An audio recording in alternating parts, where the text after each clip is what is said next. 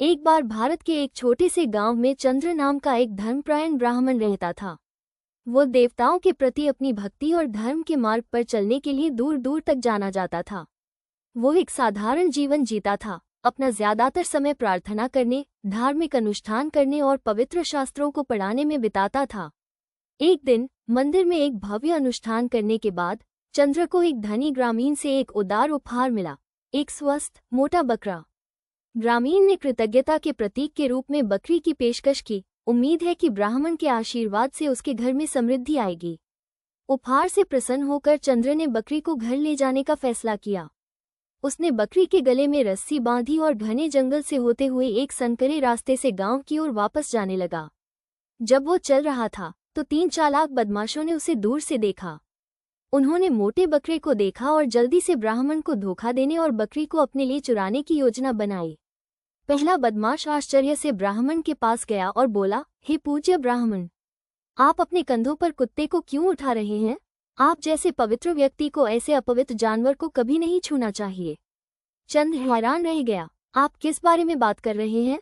यह एक बकरी है, कुत्ता नहीं, उसने जवाब दिया। बदमाश ने अपना सिर हिलाया और कहा, मुझे यकीन है कि आप गलत हैं, लेकिन अगर आप कुत्ते को उठाकर खुश हैं तो मैं कौन होता हूँ इसका फैसला करने वाला।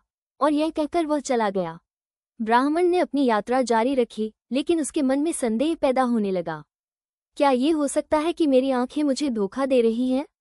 उसने सोचा। रास्ते में थोड़ा आगे जाने पर दूसरा बदमाश दिखाई दिया। वह भी आश्चर्यचकित हुआ और बोला, आदरणीय ब्राह्मण, आप अपने कंधों पर एक मरा हुआ बछड़ा क्यों ढो रहे हैं? यह आपके कद के आदमी के लिए उचित नहीं है। चंद्र का संदेह और भी गहरा हो गया। वो रुक गया और बकरी को ध्यान से देखने लगा। वो अभी भी बकरी ही थी, या ऐसा ही लग रहा था। वो झिझका, लेकिन फिर अपना सिर हिलाया और चलता रहा।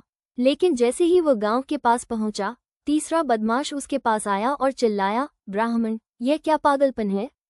आप अपने कंधों पर एक गधे को क्यों ढो रहे हैं? क्या आप अपना होश खो बैठे हैं? अब पूरी तरह से भ्रमित और भयभीत चंद्र ने सोचा, 3 अलग अलग लोग गलत नहीं हो सकते। ये किसी तरह का भ्रम या अभिशाप होना चाहिए। इस डर से कि वो जिस जानवर को ले जा रहा था वह वास्तव में कोई अपवित्र प्राणी था, उसने जल्दी से बकरी को खोला और उसे सड़क के किनारे छोड़कर भाग गया। तीनों बदमाश अपनी सफल चाल पर हंसते हुए जल्दी से बकरी को पकड़कर जंगल में गायब हो गए। जब चंद्र अपने घर पहुंचा तो उसने अपनी पत्नी शांता को अपने साथ घटी अजीबोगरीब घटनाओं के बारे में बताया। चंद्र, उसने धीरे से कहा, मुझे लगता है कि तुम उन बदमाशों के झांसे में आ गए हो। उन्होंने बकरी चुराने के लिए तुम्हारे साथ एक क्रूर चाल चली है। मैंने दूसरे गांव वालों से सुना है कि ये तीनों आदमी आज सुबह कुछ साजिश रचते देखे गए थे। चंद्र और बकरी की कहानी जल्द ही पूरे गांव में फैल गई। यह एक सबक बन गई कि कैसे सबसे बुद्धिमान व्यक्ति भी धोखेबाजों की बातों में आकर धोखा खा सकता है। उस दिन से चंद्र ने अजनबियों की बातों से ज्यादा अपनी आंखों और अंतर्ज्ञान पर भरोसा करना सीख लिया।